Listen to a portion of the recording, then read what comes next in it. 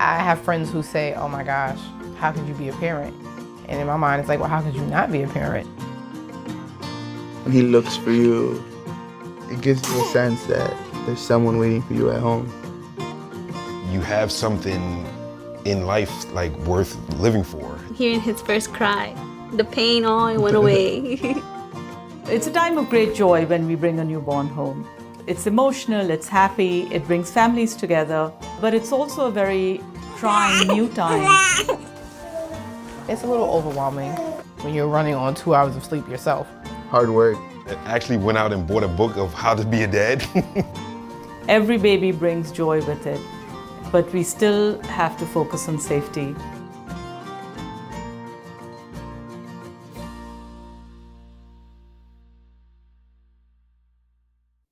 Just to make it easier for parents to remember the ABCs of safe sleep. A being that the baby sleeps alone. B is the baby sleeps on its back. And C is the baby sleeps in a crib up to a year, but most definitely for the first 6 months when most babies just about begin rolling over.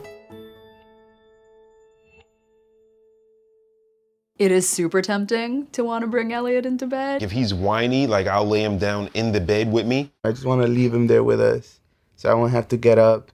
Bed sharing, it sounds like the logical thing to do, but it's an absolute no-no. We're both heavy sleepers. We both toss and turn, so I wouldn't want to risk anything happening to my one son. If you're a parent who, let's say, had a cold, took Robitussin, just for example, they accidentally roll over on a child, it's too risky.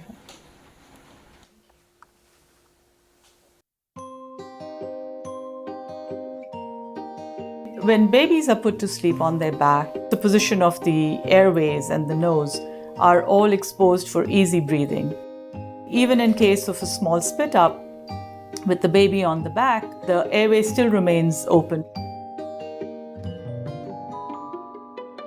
A baby's muscle tone is pretty poor. So if you put the baby on their stomach to sleep, then it poses a risk that the baby's airway cannot lift and shift so that they can breathe. For instance, their face is on a pillow, they can't move their head, and then they have the risk of suffocating. If they vomit on their stomach, their face and airway could basically be suffocated by being adjacent to the vomit. You want to make sure that the baby is sleeping on their back.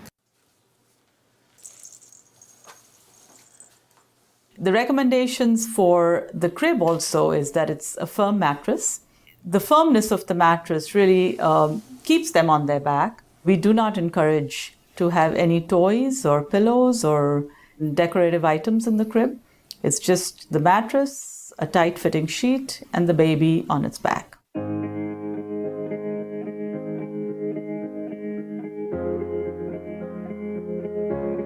The boys have a lot of grandparents, and the grandparents have a lot of opinions. Dealing with grandparents who prefer to put the children on their stomach can be very challenging.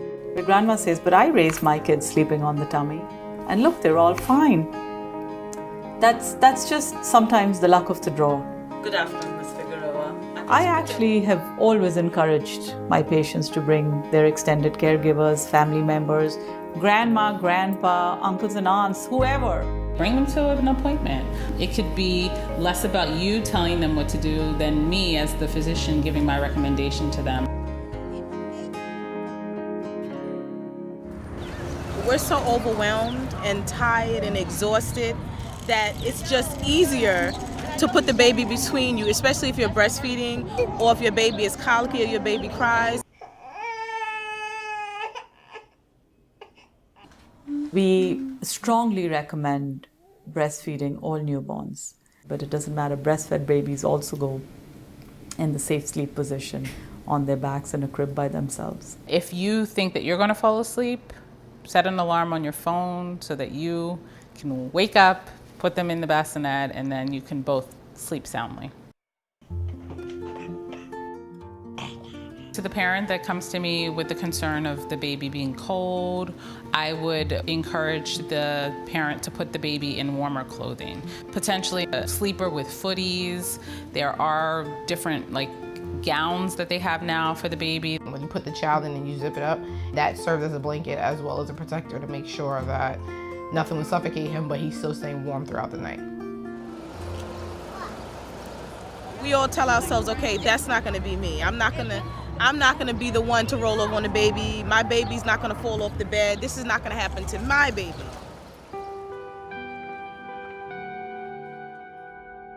We've seen so many tragedies in ERs across the city that are completely preventable.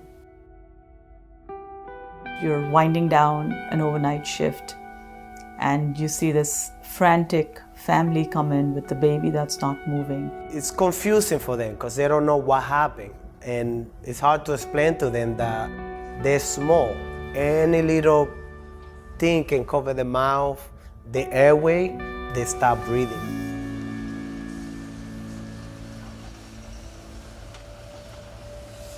I actually witnessed a 4-month-old baby suffer a sleep fatality. The baby had been bed sharing with the mother, an EMS worker with a limp 4-month-old baby. I mean, till this day, it stays in my head. I will never get the image out of my head.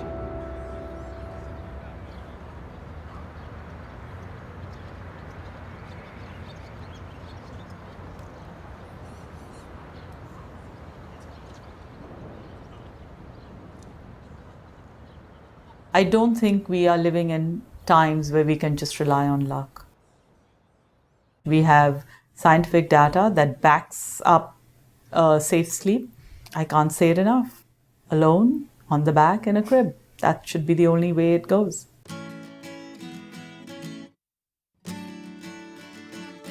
I'm a mom, a new mom, and I practice safe sleep. Even with my grandson, I practice safe sleep. We always put him in his crib, never with us. We never sleep with him on the bed, ever. I always put my baby to sleep on her back. Mi hija me dice que el niño tiene que dormir solito y yo respeto su decisión de ella. I put Cody to sleep in his crib, on his back, with no covers, no pillows. He's alone.